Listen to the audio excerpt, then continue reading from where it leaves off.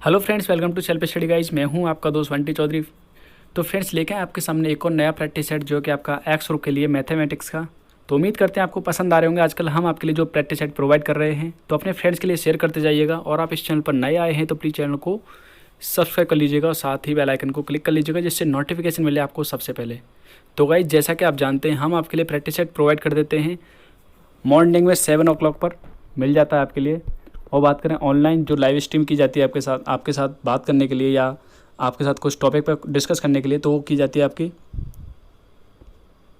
12:30 पर की जाती है गाइस। तो जुड़ना ना भूलें, जिस पर आपके लिए कराया जाता है। आजकल जो चल रहा है इंटीग्रेशन चल रहा है, इंटीग्रेशन के जो क्वेश्चन चल रहे हैं इंटीग्रेशन में, वो क्वेश्चन कराए जा रहे हैं जो प्रीवियस ईयर में क्वेश्चन देखने को मिले थे। तो अच्छे क्वेश्चन हैं गाइस, एक बार जुड़ के देखिए कैसे लगते हैं क्वेश्चन, अपना विचार दीजिएगा कैसे लगे।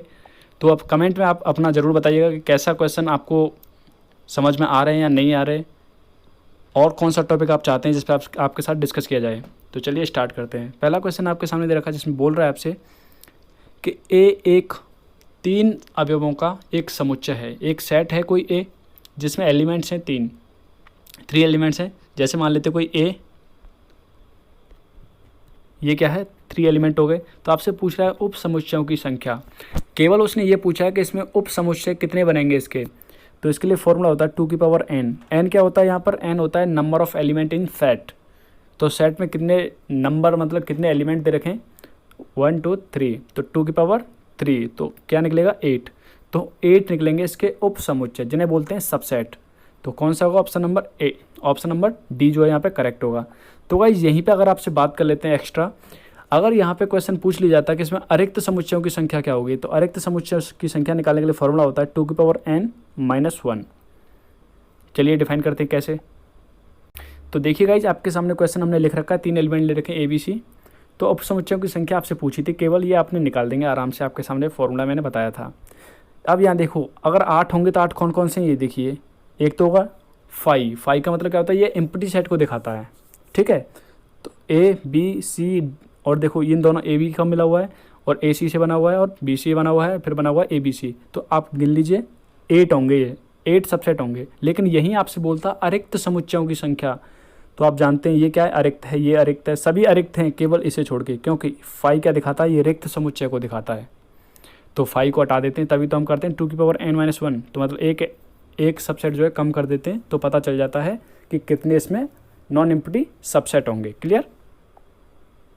चलिए नेक्स्ट बात करते हैं। नेक्स्ट क्वेश्चन में आपसे बोल रहा है A is a subset of B और B is a subset of C. तो आपसे बोल रहा है A intersection B intersection C, इसकी वैल्यू क्या होगी? तो ये आपको बताना है। जो समझने वाले होंगे वो समझ गए होंगे कि इसका आंसर क्या आएगा। जो नहीं समझे उन्हें समझाते हैं, देखिएगा।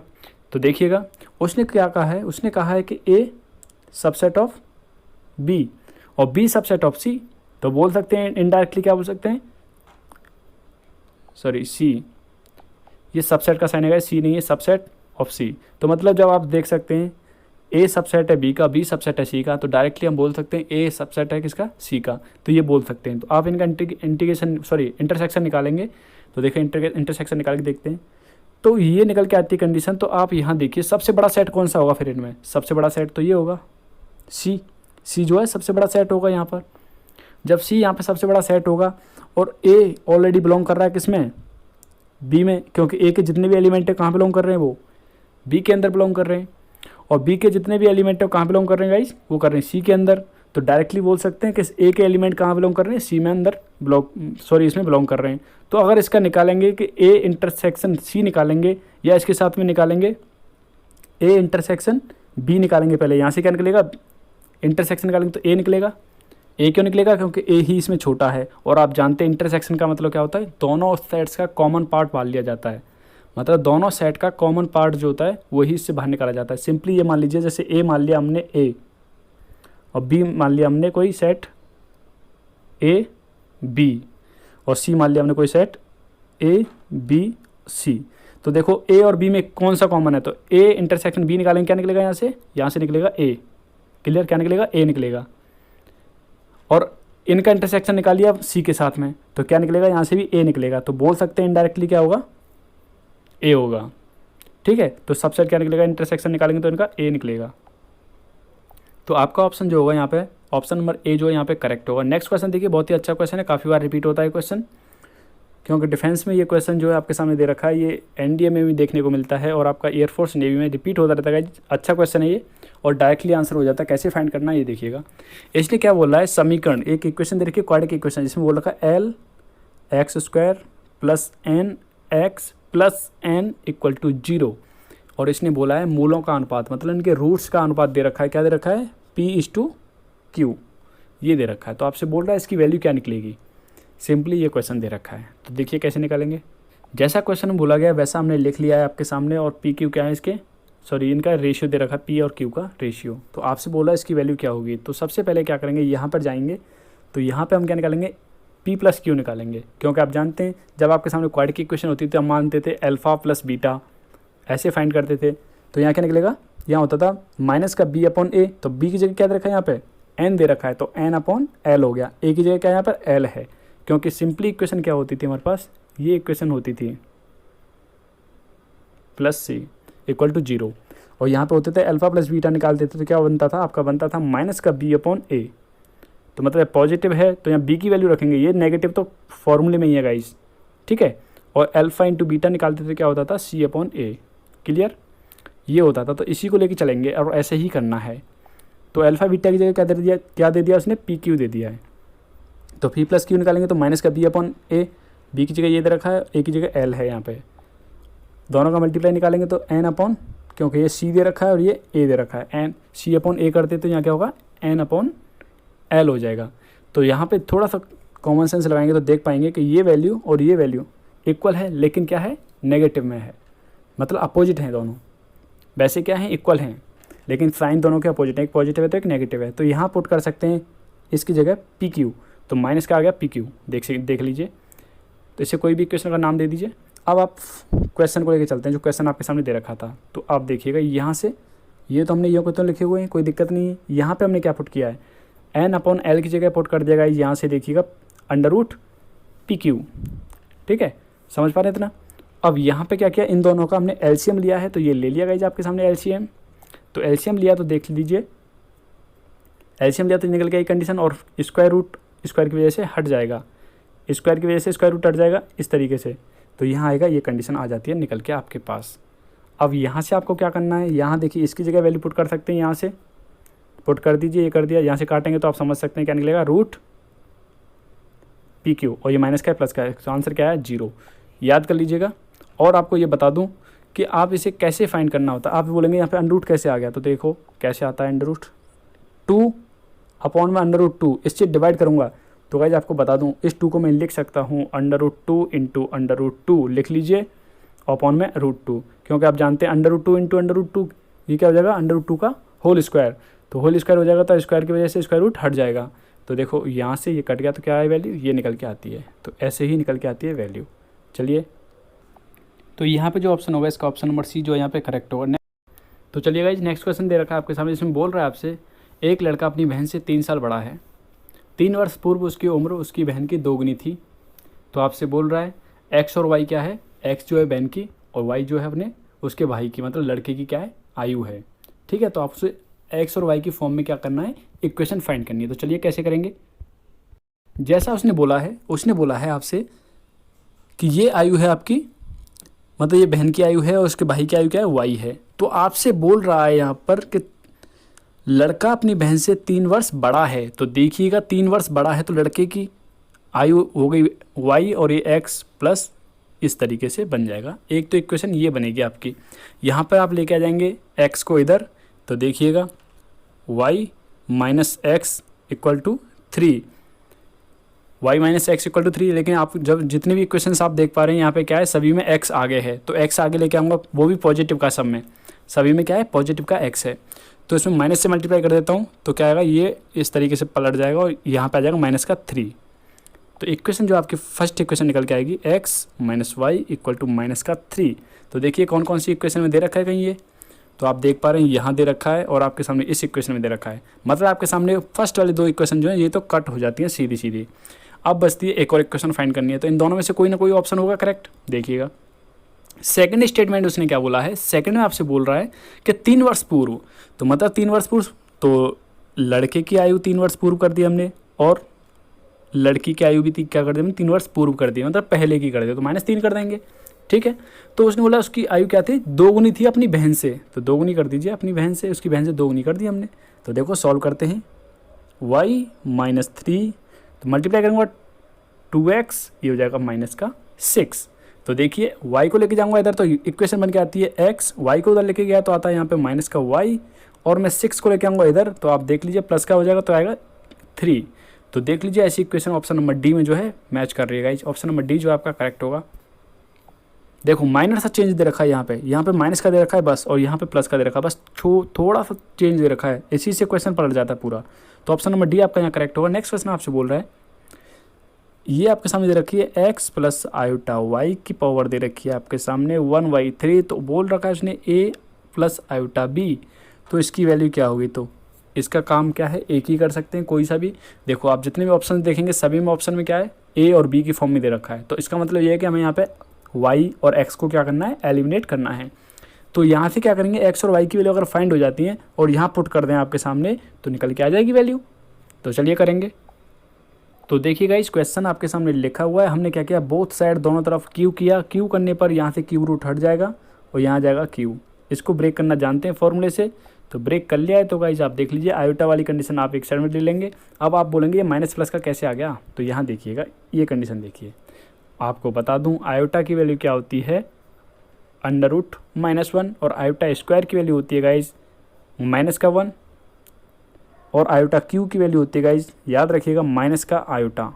तो देखो यहाँ पे करूँगा मैं क्यू करूँगा तो यहाँ पे क्या आया था आपके सामने, हालांकि खुलना कैसे चाहिए था, ये खुलना चाहिए था इस तरीके से, प्लस आयोटा बी की होल पावर क्यू प्लस, यहाँ देखिए ये बनता इस तरीके से, ये तो सही है यहाँ पे, और ये होता प्लस आयोटा ए की पावर 2b, ये बनना चाहिए था। और जैसा कि मैंने आपको बताया आयोटा की पावर 2, इसकी वैल्यू क्या होती है, आयोटा की पावर 2 क्या हो जाती है, -1 होता है, तो इसलिए यहाँ तो हो गया माइनस का ये। और यहाँ पे कैसे हुआ, मैंने आपको बताया था आयोटा की पावर q, ये क्या होता है, माइनस आयोटा के इक्वल होता है, इसलिए इसकी जगह बन जाता है माइनस। तो यहाँ से अब ये समझ गए होंगे, इस तरीके से ये फाइंड होके आएगा।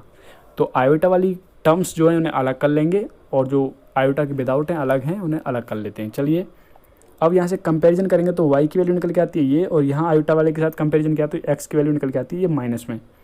अब यहाँ पे पुट कर देंगे जो क्वेश्चन दे रखा था, x की वैल्यू पुट कर दी, और यहाँ से करूँगा तो y की वैल्यू पुट कर दी, ये कर दी, और यहाँ से क्या कर लिया है, यहाँ से b कॉमन लेके यहाँ रख दिया है, और यहाँ से हमने a कॉमन ले लिया है, ले सकते हैं, इतना कोई दिक्कत वाली बात नहीं है। तो ये कट जाता है इस तरीके से। तो देखो आगे सॉल्व करते हैं तो निकल के आता है 4a² - 4b², तो 4 कॉमन ले सकते हैं इस तरीके से। तो गाइज यहाँ आपका जो ऑप्शन होगा, ऑप्शन नंबर ए जो है यहाँ पे करेक्ट होगा। नेक्स्ट आपसे पूछ रहा है, यहाँ बोल रखा है इसने 1 + x की होल पावर 24, तो आपसे बोल रहा है कि इनमें सबसे बड़ा जो गुणांक होगा कौन से नंबर का हो, मतलब कौन सी टर्म का होगा। तो आप जानते हैं गाइज, जब भी आप बाइनोमियल सीरीज के बारे में बात करें तो कभी भी आपको द्विपद प्रमेय पढ़ना है तो वहाँ पे जब आपसे पूछा जाता है सबसे बड़ा जो गुणांक होगा कौन सी टर्म का होगा, तो मिडिल टर्म का होता है गाइस। तो मिडिल टर्म क्या होगी, इस तरीके से मिडिल टर्म, मतलब इसका हाफ कर दीजिए वही मिडिल टर्म बनती है। तो आपका जो आंसर होगा ऑप्शन नंबर सी जो है यहाँ पे करेक्ट होगा। नेक्स्ट बात करते हैं, नेक्स्ट क्वेश्चन आपके सामने दे रखा है, ये आपसे बोल रहा है इनमें से किसके बराबर है, जो ऑप्शंस आपके सामने दे रखे हैं इसकी वैल्यू आपको बतानी है।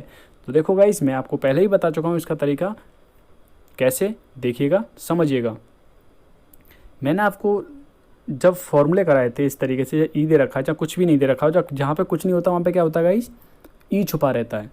जैसे मान के चलो यहाँ पे बोल देता हूँ मैं आपके सामने ए, तो अगर ए को मैं ऊपर लेके जाना चाहता हूँ तो इसका दूसरा इस तरीके से लिखा जा सकता है, दूसरे तरीके से ऐसे लिखा जा सकता है, -log a हो जाएगा इसकी वैल्यू। ठीक है, अब ये आता कैसे ये भी बता देते हैं आपके लिए। देखो log 1/a है, तो इसे मैं क्या लिख सकता हूँ, इसे मैं लिख सकता हूँ log a को ऊपर लेके पावर क्या लगा सकता हूँ, इन्वर्स, क्योंकि आप जानते हैं अगर 1 ऐसे लिखा हुआ है तो ऊपर लेके जाना चाहता हूँ अगर a को, तो क्या हो जाता है, a इन्वर्स होता है। इतना तो कॉमन सेंस आपको होगा, इतना आपने पढ़ा है आराम से, 6-7 पढ़ा देते हैं इतना तो क्लियर। जब इतना करना जानते हो तो आपको ये भी पता है कि एक फार्मूला मैंने ये बताया था, अगर नहीं देखी तो वीडियो देख लीजिएगा। जब पावर में होते तो पावर क्या होती है, आगे आ जाती है, तो क्या होगा m log a हो जाता है। ठीक है, इस तरीके से जब पावर होती है तो गाइज यहाँ से आप समझ गए होंगे कि जब 1 को लेके जाऊँगा आगे यहाँ माइनस का हो जाएगा, तो माइनस का 1 का मल्टीप्लाई करेंगे तो क्या आएगा, माइनस का log a ही तो आएगा। क्लियर, इस तरीके से फाइंड होता है। तो यहाँ देख लीजिए, ये आपके सामने दे रखा, तो माइनस का log 10 और यहाँ हो जाएगा 2। ऑप्शन नंबर बी जो ऑप्शन नंबर ए जो है यहाँ पे करेक्ट होगा। नेक्स्ट बात करते हैं इस क्वेश्चन के बारे में। तो चलिए यहाँ पे आपसे पूछ रहा है एक्स की वैल्यू, तो एक्स की वैल्यू फाइंड करनी है कि कैसे इसकी एक्स की वैल्यू निकल के आएगी। तो देखिए कैसे करेंगे। यहाँ पे देख पा रहे हैं आपके सामने क्वेश्चन जो है लिखा हुआ है, हमने इसे इस तरीके से लिख लिया क्योंकि आपको बता दूँ ये कंडीशन होती थी जब आपके सामने हो रखा होता है, जैसे यहाँ ए है और यहाँ बी दे रखा है, ये बेस में गाइज आप ये मत समझिएगा, एक तो होता है इस पावर के हिसाब से, एक होता है लॉग के साथ में जो नीचे होता है ना ए और यहाँ दे रखा है बी, ऐसे एक ऐसे होती है कंडीशन। तो इसे लिख सकता हूँ मैं log b जो ऊपर दे रखा है ऊपर ही रहेगा और अपॉन में log a, इस तरीके से। तो यही फॉर्मूला यहाँ पे हमने अप्लाई किया है, देखिएगा x को रख दिया है और नीचे 4 आ गया। सिमिलरली इसे भी हमने ब्रेक किया है ऐसे ही, तो यहाँ पे इस तरीके से फाइंड हो जाता है। तो इसे मैं क्या लिख दूंगा, 2 की पावर 2 लिख दूंगा 4 को, तो 4 को 2 की पावर 2 लिख सकता हूँ। तो आपको मैंने बताया था, जैसे आपके सामने अभी बताया था, m क्या हो जाएगा, आगे आ जाएगा, तो पावर जो है यहाँ पे 2 जो है 2 क्या होगी, आगे आ जाएगी। तो यहाँ पे जो आ जाती है आपके सामने इस तरीके से। अब एलसीएम वगैरह लेके सॉल्व करता हूँ तो ये बनेगी कंडीशन, देख लीजिए यहाँ पे इतनी कोई दिक्कत वाली बात नहीं होगी। अब ये बन जाती है कंडीशन। तो यहाँ पे आप क्या करेंगे, जब मल्टीप्लाई होगा इधर देखो 3 से ये कट जाएगा, यहाँ देखिएगा ये जोड़ने के बाद आपके सामने क्या आएगा, ये आएगा 3 log x, ठीक है 3 log x आ जाएगा। तो यहाँ से इतना देख पा रहे हैं कि 3 से जब काटूंगा मैं इसे 3 से 2 टाइम्स और 2 का मल्टीप्लाई इससे 2 से होगा तो ये निकल के आएगी कंडीशन, इतनी आ जाती है। और आप जानते हैं जब मैंने आपको बताया था कि जब पावर होती है आगे आ जाती है, पावर को वापस भी तो लेके जाया जा सकता है, तो पावर को हम क्या किया वापस लेके जाते हैं, तो यहाँ हो जाती है इस तरीके से। तो यहाँ आया 16, तो आप समझ सकते हैं log से log हट गया तो क्या आया, x = 16। किसी को कोई डाउट है तो कमेंट करिए, हम आपको उसका सॉल्यूशन प्रोवाइड करने की पूरी तरह से कोशिश करेंगे। तो यहाँ पे जो आपका ऑप्शन होगा, ऑप्शन नंबर डी जो है यहाँ पे करेक्ट होगा। नेक्स्ट आपसे बोल रहा है 9 का बाइनरी नंबर क्या होगा, तो बाइनरी नंबर पूछ रहा है 9 का, तो आप क्या करेंगे 9 को इस तरीके से लिख लेना चाहिए हमेशा, एक सेकंड, हाँ 9 को ऐसे लिख लेना चाहिए, 2 से डिवाइड करो तो यहाँ से शेष क्या बच रहा है 1, 2 से डिवाइड किया तो क्या है 4 टाइम, जो शेष बचता है वो ऐसे लिख दिया ऐसे थे। अब देखो 2 से करूँगा तो यहाँ 0 बचेगा, शेष कुछ नहीं, फिर 2 से करूँगा 1 आया, तो यहाँ भी 0 बचा, तो लास्ट में आया यहाँ पे 1, इस तरीके से। जब यहाँ पे जो शेष बचता है ना, जैसे 1 टाइम, तो यहाँ पे 1 लिख लिया जाता है। तो आप नीचे से ऊपर की तरफ काउंट करते जाइए, जैसे 1 0 0 1, इस तरीके से ब्रैकेट में बंद करके नीचे लगा देते हैं 2। तो देख लीजिए 1 0 0 1, तो कौन सा ऑप्शन है 1 0 0 1, ऑप्शन नंबर डी जो है आपका करेक्ट होगा गाइस। नेक्स्ट क्वेश्चन में आपसे बोल रहा है, इसमें आपसे एक मैट्रिक्स दे रखी है आपसे, तो आपसे पूछ रहा है इसका सरलतम मान क्या होगा। तो सरलतम मान तो एक सिंपल हो जाता है, इसको सॉल्व कर लें, इसकी वैल्यू पूछें आप तो निकाल देगा, लेकिन सरलतम मान पूछ रहा है तो मतलब इसका ट्रेस पूछ रहा है। ट्रेस कैसे निकाला जाता है ये आपको बता दूं, ट्रेस कैसे फाइंड किया जाता है। ट्रेस फाइंड किया जाता है, इसका जो मेन जो डायगोनल होता है उसको ऐड कर दो, इनके सभी एलिमेंट्स को ऐड कर दो, 1 + 7 + 9 = निकल के आएगा 17, और यही होगा इसका आंसर। तो आप ऑप्शन देख सकते हैं, ये ऑप्शन दे रखे हैं यहाँ पर 17। किसी को कोई डाउट रह जाता तो पूछ लीजिएगा। नेक्स्ट क्वेश्चन आपके सामने दे रखा है a² + i = 0। तो आपसे बोल रहा है यहाँ पर i का मान समान मैट्रिक्स हो, i का मान समान मैट्रिक्स हो तो a का मान क्या होगा। तो देखिए गाइज, क्वेश्चन में कुछ भी बोले आप इतना याद रखिए कि i का मतलब क्या होता है। i का मतलब होता है गाइज, जैसे i होता है तो i का मतलब होता है एक तरह से इस तरीके से, ठीक है, आइडेम्पोटेंट मैट्रिक्स, ठीक है, ये हो जाता है इसका मतलब।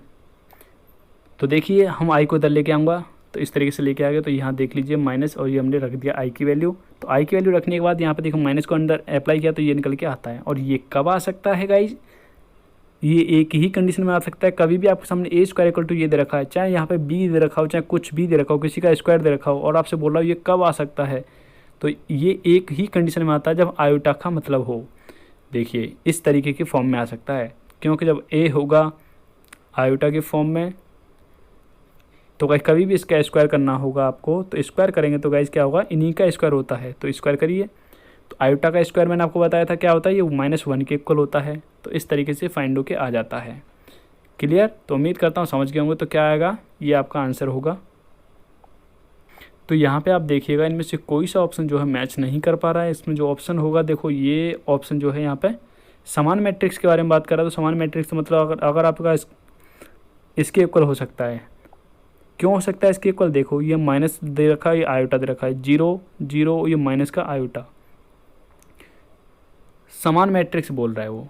तो कर लीजिए इसका गाइस, इसका स्क्वायर करता हूँ मैं। अगर देखिए स्क्वायर करके देखूँगा तो क्या बताया था मैंने, आयोटा स्क्वायर के लिए माइनस का 1 और माइनस ऑलरेडी एक आगे लगा हुआ है तो क्या हो जाएगा प्लस का 1, इस तरीके से। तो ये ऑप्शन जो है इसका करेक्ट हो सकता है, नहीं तो इसका जो ऑप्शन बताया था प्लस की फॉर्म में ही होगा। अगर आपके सामने समान मैट्रिक्स नहीं बोलता है तो ये करेक्ट होगा ऑप्शन। और वैसे भी यही ऑप्शन करेक्ट होना चाहिए क्योंकि यहाँ पे एक स्क्वायर नहीं बोला गाइस, ए स्क्वायर नहीं बोला है। ए स्क्वायर बोला होता तो हम ये ऑप्शन करेक्ट कर पाते हैं यहाँ पे, लेकिन आपके सामने यही ऑप्शन जो है करेक्ट होगा। याद रखिएगा आयोटा, यहाँ प्लस माइनस लगा हुआ है गलती से। नेक्स्ट क्वेश्चन आपसे बोल रहा है, इसमें बोल रहा है समांतर चतुर्भुज की भुजाएं क्रम से दे रखी हैं। एक समांतर चतुर्भुज मतलब आप जानते हैं पैरेललोग्राम, उसकी आपके सामने दे रखी है, वेक्टर की फॉर्म में दे रखी है इस तरीके से। दो साइड मतलब एक तो ये दे रखी है, एक ये दे रखी है, कुछ भी मान लीजिए, कोई सी भी साइड मान लीजिए, चाहे ये मानेंगे तो ये मान लो, ठीक है। तो आपसे पूछ रहा है इसका विकर्ण, तो विकर्ण मतलब ये पूछ रहा है, एक तो ये हो गई, दूसरी ये हो जाती है। विकर्ण निकालेंगे, जैसे मान लो ये क्या है, ए है, वेक्टर ए है, ये वेक्टर बी है, तो विकर्ण निकालना चाहूँगा तो क्या होगा, vector a plus vector b, ठीक है। आपने ये तो पढ़ा ही होगा, जैसे इस तरीके से, जैसे एक यहाँ से और फिर यूँ दे रखा है, तो अगर आप सीधा मैच करेंगे तो ये इस तरीके से होता है। जैसे ये ए दे रखा है और ये वेक्टर बी दे रखा है, तो आपका क्या हो जाता है, vector a plus vector b, इस तरीके से डायरेक्टली निकाला जाता है डायगोनल। तो आप क्या करेंगे, इससे आपसे विकर्ण पूछ रहा है तो विकर्ण के साथ साथ क्या करना है, विकर्ण पूछ रहा है, चलिए फाइंड करेंगे इसका विकर्ण। तो देखिएगा इस विकर्ण निकालेंगे, आप यहाँ देख नहीं पा रहे होंगे तो देखिए इसे थोड़ा ऊपर कर लिया जाता है, हाँ यहाँ देखिएगा इस तरीके से, ये दे रखा है ए और ये दे रखा है बी, तो ये मान लिया ए, मान लिया बी, तो आपसे पूछ रहा है ए सी निकालना है, तो ए प्लस बी कर दूंगा, सिंपली हो जाएगा, ये इसका विकर्ण आ गया। लेकिन उसके साथ में क्या कहा था, विकर्ण का इकाई सदिश निकालना है। तो जब भी कभी भी आपसे बोला जाता है, जैसे आपसे सीधा यही बोल देता, जैसे ए के लिए बोल देता कि ए का क्या निकालना है, इकाई सदिश मतलब यूनिट वेक्टर निकालो। तो कैसे निकाला जाता है, यूनिट वेक्टर मतलब ए कैप निकालो, तो कैसे निकाला जाता है, vector A upon mod of vector ए, इस तरीके से इसका एकांक सदिश निकल जाएगा, मतलब सॉरी इकाई सदिश निकल जाएगा।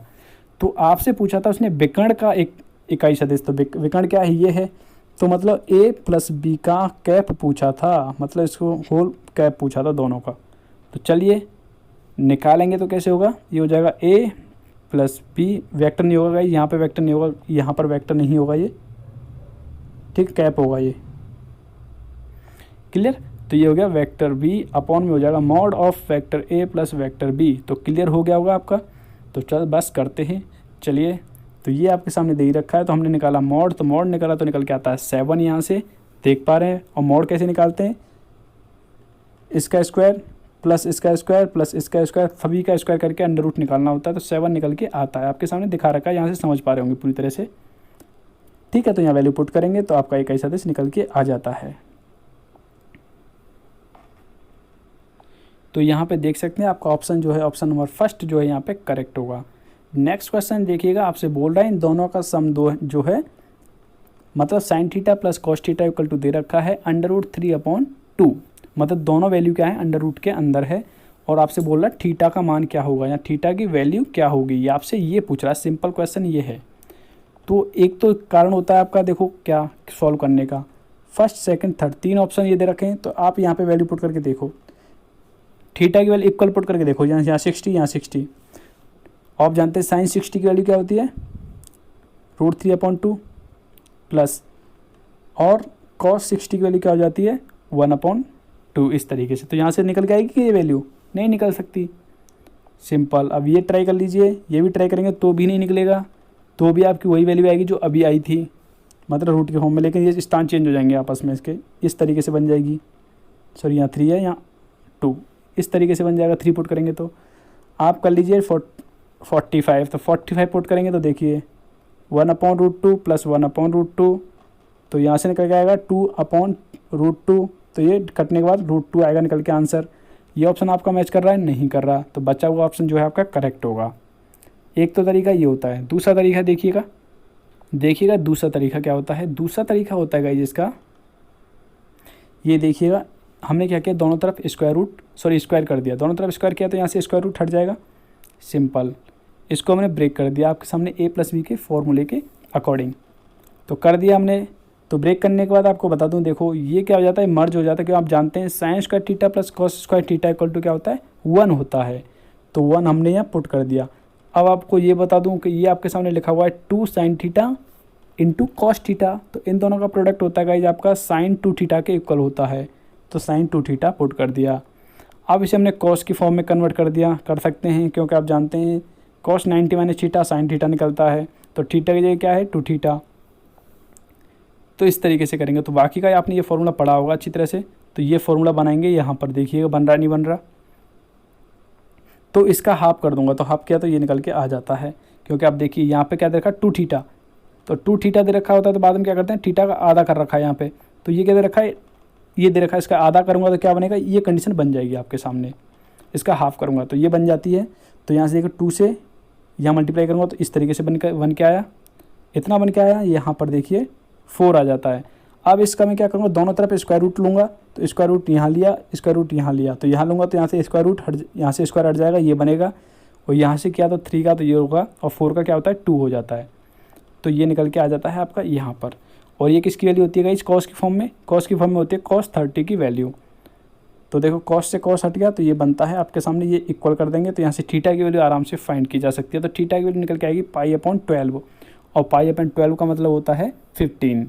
तो देखो भाई ये कितना लंबा प्रोसेस है, आपके लिए मैंने ऑप्शन की तरफ से बता दिया कि किस तरीके से कर सकते हैं। तो भाई जैसा आपको उचित लगे वैसे करना है क्वेश्चन को।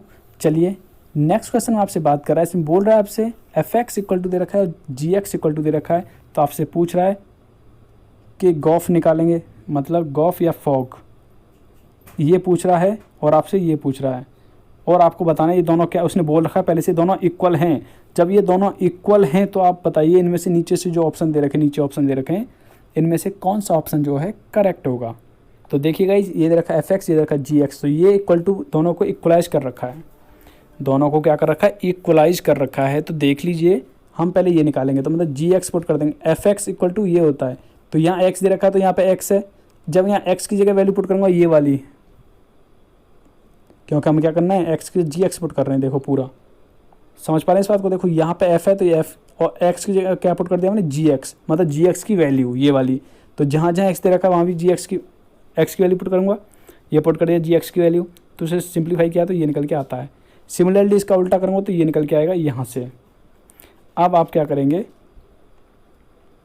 सीधा सीधा ये करेंगे, आप इन दोनों को इक्वलाइज करेंगे क्वेश्चन के अकॉर्डिंग। तो चलिए करते हैं, दोनों को इक्वल करेंगे।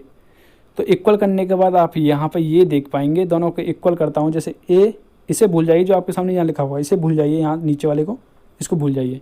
तो दोनों को मैं इक्वलाइज करूँगा क्वेश्चन के अकॉर्डिंग, इसके अकॉर्डिंग इक्वल करता हूँ। तो ये क्या लिखा हुआ है, AC(x) plus AD plus B equal to, अब नीचे वाला AC(x) plus BC plus D।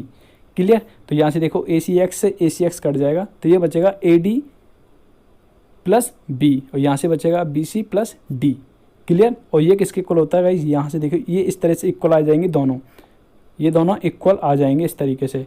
तो आप ये देख लीजिए कि g(x) की वैल्यू जो दे रखी थी, देखो यहाँ पे देखिए g(x) की वैल्यू ये दे रखी है। तो यहाँ पे हमने क्या किया, FD, D पुट कर दिया, x की जगह पुट करेंगे D, तो ये निकल के आ जाएगा। तो देख लीजिए इसकी जगह क्या कर सकता हूँ, FD, और यहाँ पे पुट कर दूँगा अगर आपके सामने A की जगह, सॉरी x की जगह पुट कर दूँ यहाँ से B पुट कर दूँ, यहाँ x की जगह B पुट कर दूँगा तो GB पुट करने क्या निकल के आएगा, यहाँ से BC प्लस D निकलेगा। तो देख लीजिए ये पुट कर देंगे। तो आपसे ये पूछ रहा था कि ये इक्वल दे रखा है तो ये किसके इक्वल निकलेगा। तो गाइस देख लीजिए आपका जो ऑप्शन निकल के आएगा, ऑप्शन नंबर C जो है यहाँ पे करेक्ट होना चाहिए।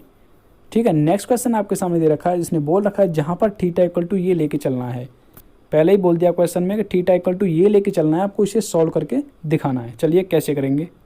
तो देखिए गाइस यहाँ से हमारे पास ये कंडीशन दे रखी थी, तो हमने क्या किया, पहले tan को इधर लेके गया। तो ये क्या हो जाएगा, tan थीटा इक्वल टू ये हो जाएगा x/a होता, a को कहाँ कर दिया, मल्टीप्लाई में यहाँ पर इस तरीके से। तो निकला x की वैल्यू, तो x की वैल्यू निकल जाती है ये।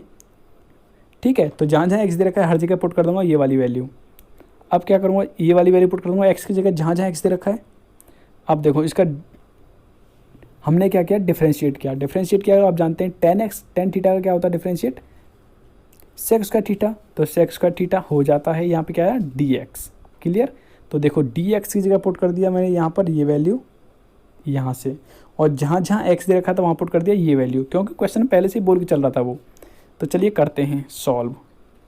यहाँ पे इतना देख लीजिए, ये कंडीशन जो आई है यहाँ पे देखिए, यहाँ से a कॉमन ले सकता हूँ, ये कॉमन लिया तो ये बना।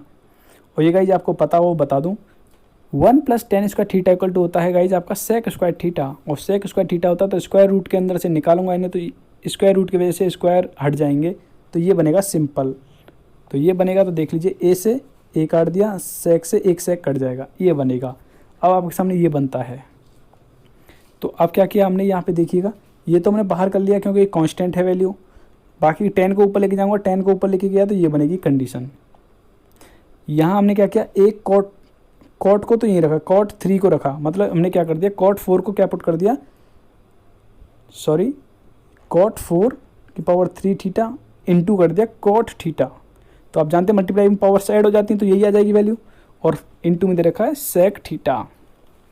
अब इस कॉट को चेंज कर दूं मैं कॉस अपॉन साइन में, तो आपके सामने कर दिया कॉस अपॉन साइन में, ये देखिए। और आप जानते हैं इतना कि कॉस इंटू सेक क्या होता है 1 के इक्वल। तो यहाँ क्या बनेगा, ये कंडीशन बनेगी यहाँ पर, एक तो ये रहेगा और यहाँ रहेगा 1 अपॉन साइन थीटा, और 1 अपॉन साइन थीटा का मतलब क्या होता है कॉसेक थीटा, कॉसेक थीटा। तो इसकी जगह हमने क्या कर दिया है, कॉसेक कर दिया है डायरेक्टली पुट। क्लियर, इतना क्लियर हो गया हो तो देख लीजिए, एक कॉट को हमने इसके साथ मल्टीप्लाई में ये रख दिया। और अब कर दूंगा गाइज मैं इसे यहाँ पे देखिएगा इस तरीके से कि ये फॉर्मूला क्या होता है, देखो ये फॉर्मूला होता है कॉट इक्वल टू, आपको बता दूँ 1 + cot square theta equal to होता है गाइज आपका cosec theta, cosec square theta. अब उसने पूछा है कॉट स्क्वायर की वैल्यू, तो कॉट को यहीं रखता हूँ मैं, 1 को इधर ले जाऊँगा तो माइनस हो जाएगा, तो क्या हो जाएगा कॉसेक स्क्वायर थीटा -1। तो कॉसेक स्क्वायर थीटा माइनस का 1 किसकी जगह पुट किया, कॉट की जगह, कॉट स्क्वायर की जगह, बाकी का यूँ कहते हूँ। ठीक है, तो अब मैं क्या करूँगा, यहाँ पे देखिए हमने मान लिया टी के इक्वल, तो टी के इक्वल मान लिया, ये बनती है कंडीशन।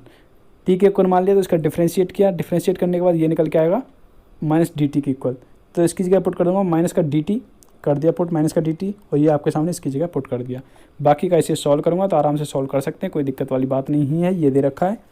और थीटा हमने यहाँ पुट कर दिया क्योंकि टी इक्वल टू मान रखा था ये, तो जहाँ जहाँ टी दे रखा है टी की जगह पुट कर दिया हमने कॉसेक थीटा, देख लीजिए। और उसने बोला था थीटा इक्वल टू क्या है, ये है। चलिए उम्मीद करता हूँ क्लियर हो गया होगा।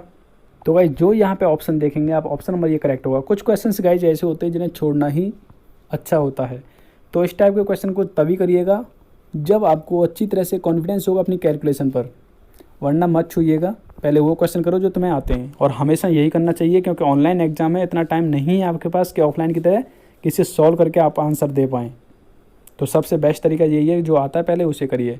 नेक्स्ट क्वेश्चन आपके सामने दे रखा है, ये आपसे बोल रहा है इसकी वैल्यू क्या निकलेगी, तो आपको बता दूं। तो यहाँ से देख पा रहे हैं गाइज आपके सामने क्वेश्चन को किस तरीके से सॉल्व करेंगे, इसे देखिए। आपको ये बता दें, ये कंडीशन हमेशा याद रखनी चाहिए आपको, 1 + ओमेगा प्लस ओमेगा स्क्वायर की वैल्यू होती है 0, क्लियर, और ओमेगा क्यू की वैल्यू होती है 1, इतना आप याद रखिएगा। तो चलिए करते हैं, यहाँ क्वेश्चन दे रखा है तो हम निकालेंगे ओमेगा +1 या 1 + ओमेगा निकालेंगे तो क्या हो जाएगा माइनस का ओमेगा स्क्वायर, तो माइनस का ओमेगा स्क्वायर पुट कर दिया। यहाँ देखो यहाँ पूछ रहा है 1 + ओमेगा स्क्वायर, तो 1 + ओमेगा स्क्वायर इक्वल टू इसे ले जाऊँगा मैं इधर, तो हो जाएगा माइनस का ओमेगा, तो माइनस का ओमेगा पुट कर दिया।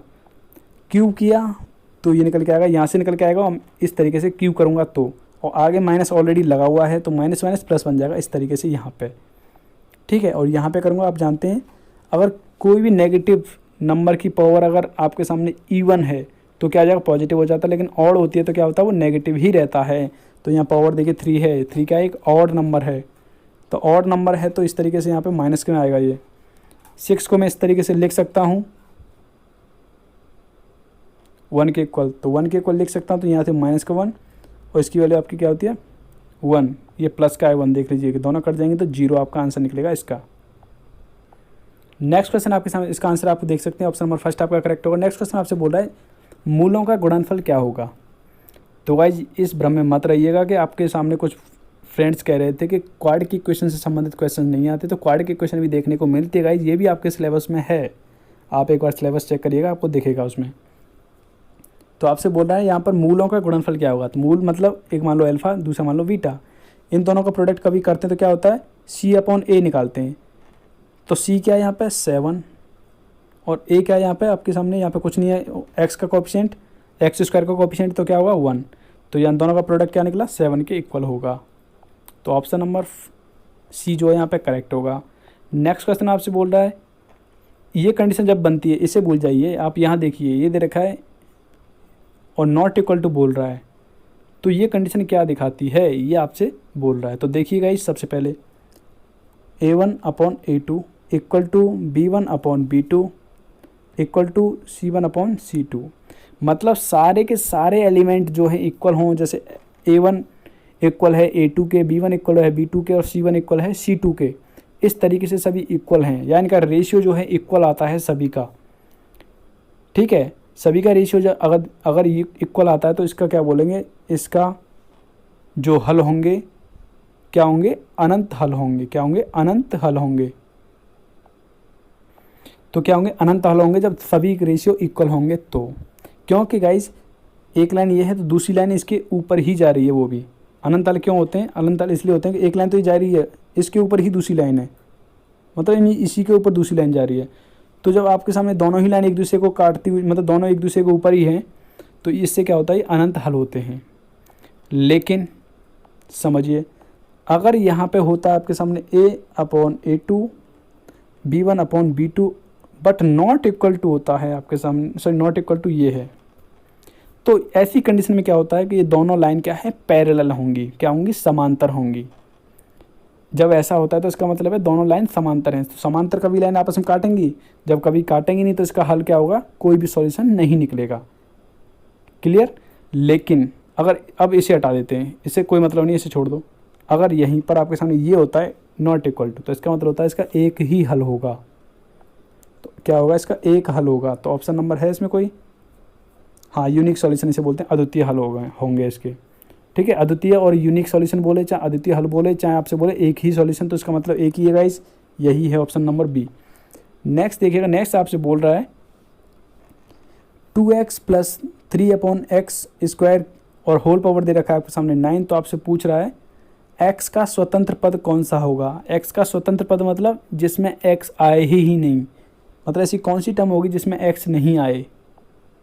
तो गाइज ऐसी कौन सी टर्म होगी जब जिसमें आपकी x की टर्म नहीं है, मतलब x की पावर 0 बने, ऐसी कौन सी टर्म होगी। तो देखिए निकालने के इसके दो तरीके होते हैं, मैंने आपको बताया था, एक तो लॉन्ग मेथड होता है, एक होता है थोड़ा कॉमन सेंस लगाइए और अपना शॉर्ट मेथड अपनाइए। तो देखिएगा शॉर्ट मेथड क्या कहता है, तो आप 9 को ऐसे नंबर में ब्रेक करो कि इसकी पावर की जाए और इसकी पावर की जाए तो निकल के आ जाए। देखिएगा 9c, और यहाँ करता हूँ 3, तो क्या हो जाएगा 2x की होल पावर हो जाएगा पूरे की 6 होना चाहिए, और यहाँ करूँगा तो क्या हो जाएगा 3 अपॉन एक्स स्क्वायर की होल पावर 3। तो देखो इसको भूल जाइए और यहाँ से 3 को भूल जाइए, तो यहाँ से निकालूंगा तो यहाँ क्या निकलेगा, ये देखो क्या निकलेगा, यहाँ से निकालूंगा तो x की पावर 6, और यहाँ से निकलेगा, यहाँ से निकालूंगा तो निकलेगा x की पावर 6, तो x की पावर 6 x की पावर 6 कट जाएगा, तो मतलब इसका क्या है x की पावर 0।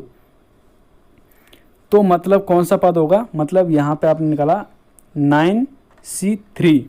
अब 9c3 कब बनता है, तो मुझे पता है सबसे पहले आप टिक करेंगे ऑप्शन नंबर 3 जो है आपका करेक्ट है, लेकिन जैसे आप इस पर टिक करेंगे वैसे होगा आपका नेगेटिव मार्किंग कट जाएगा।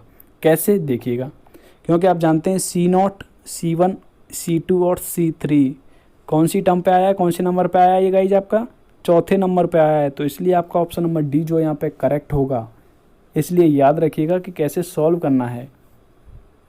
दूसरा तरीका होता है गाइज इसका, कैसे, देखो हम लेके चलते हैं यहाँ से, देखो हम ले लेते हैं 9CR, तो R के अकॉर्डिंग चलते हैं और X की वैल्यू निकल के आती है R की फॉर्म में, क्या निकलेगी, X की वैल्यू निकलेगी यहाँ पर देखिएगा इस तरीके से माइनस का R, और यहाँ पे निकलेगा ये हो जाएगा 1 अपॉन एक्स की पावर 2R यहाँ से, तो R को मैं इधर लेके जाऊँगा ऊपर, तो x की पावर 9 माइनस R, और 2R को ऊपर लेके गया तो माइनस का क्या हो जाएगा 2R और आ जाएगा एक, और 2R ये हो जाएगा। तो देखो यहाँ से सॉल्व करता हूँ तो क्या निकलता है, यहाँ से निकलेगा x की पावर 9 माइनस का 3R इक्वल टू लेके चलेंगे x की पावर 0, तो बेस इक्वल होता है तो इसको 0 के इक्वलाइज करूँगा तो यहाँ से क्या निकलेगा 9 माइनस 3R इक्वल टू 0, तो R की वैल्यू निकलेगी यहाँ से 3, तो पहले आप आर की वैल्यू निकालेंगे, तब आपको पता चलेगा कि कौन से नंबर पर आएगी आर की वैल्यू, तब आपको पता चलेगा कि इस तरीके से करना है। तो ये कौन से नंबर पर आएगा, C0, C1 और C2 और C3 चौथे नंबर पे आएगा, तब आप ऐसे सॉल्व कर पाएंगे। अगर जो मैंने मेथड आपको बताया पहले वाला अगर थोड़ा कॉमन सेंस यूज करके तो आपका आंसर निकल जाएगा। ठीक है, नेक्स्ट क्वेश्चन आपके सामने दे रखा है। ये क्वेश्चन तो आपसे बोल रहा है guys limit x tend to infinity और फाइन x अपॉन x। तो गाइज इसकी हमेशा जो वैल्यू होती है 0 के इक्वल होती है, लेकिन यहीं पर अगर इसकी लिमिट होती है 0 तो इसकी वैल्यू हमेशा क्या होती है, 1 होती है। तो याद रखिएगा लिमिट इन्फिनिटी है तो आंसर 0 है, अगर इसकी लिमिट 0 है तो आंसर 1 होगा। क्लियर? तो उम्मीद करता हूँ वीडियो आपको पसंद आया होगा। अगर आपको वीडियो पसंद आया तो लाइक करिएगा और अपना फीडबैक ज़रूर दीजिएगा कि कैसा लगा आपको वीडियो। तो और भी आपके सामने ऐसी वीडियो लाई जाएँ तो कमेंट करके बताइएगा। तो मिलते हैं आपसे नेक्स्ट वीडियो में गाइस। ज़्यादा से ज़्यादा शेयर कर दीजिएगा। अगर आप इस चैनल पर नए आए हैं तो प्लीज़ चैनल को सब्सक्राइब करके जाइएगा, जिससे नोटिफिकेशन आप और साथ ही बेल आइकन को क्लिक कर लीजिएगा, जिससे नोटिफिकेशन मिले आपको सबसे पहले। तो thank you friends, thank you so much. जय हिंद, जय भारत।